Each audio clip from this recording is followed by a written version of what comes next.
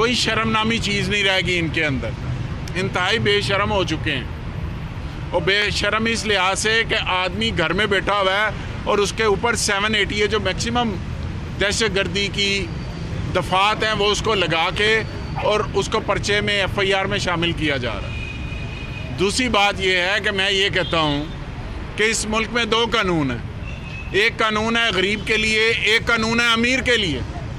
गरीब के लिए कानून ये है कि हम अदालतों का सामना कर रहे हैं, और जो अमीर के लिए कानून ये है कि 50 रुपए के स्टाम्प पेपर के ऊपर 50 रुपए के स्टाम्प पेपर के ऊपर सालों हाल से बाहर जाके बैठा हुआ है, और सजा याफ्ता मुजरम, और जिसकी गारंटी जो है इस मुल्क के क्राइम मिनिस्टर ने दी हुई है।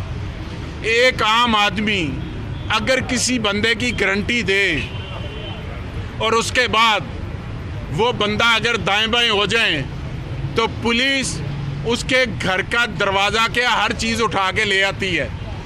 लेकिन अब यहाँ पर कानून किधर है? अब यहाँ पर कानून कोई नहीं है कि वो पूरी दुनिया का विजिट कर रहा है, पूरी दुनिया में खाबे खा रहा है, और अब जाके तो वो कह रहा है कि मैं सऊदी अरब में जा रहा हूँ। वो पाकिस्तान में पेश नहीं हो रहा। मेरी रिक्वेस्ट है ऑनरेबल सुप्रीम कोर्ट से भी, हाई कोर्ट से भी, जजी साहबान से भी मुअद्दबाना गुजारिश है कि आप इस मैटर को भी देखें कि एक बंदा इस तरह तो फिर पूरी जेल रिहा हो सकती है, इस तरह तो सारे बंदे रिहा हो सकते हैं कि आप उनको कहें कि 50 रुपये का स्टाम्प पेपर, मैं बाहर जाना चाहता हूँ, मैं इलाज करवाना चाहता हूँ। कई कैदी हैं जिनको इलाज नहीं मिलता, वो जेल के अंदर ही मर जाते हैं, तो उनको भी फिर इजाज़त दे दें, आम आदमी को दे दें। दूसरी जो इम्पोर्टेंट बात है, फेडरल हुकूमत ये समझती है कि केसेस करने से अवाम की तवज्जो असल इशू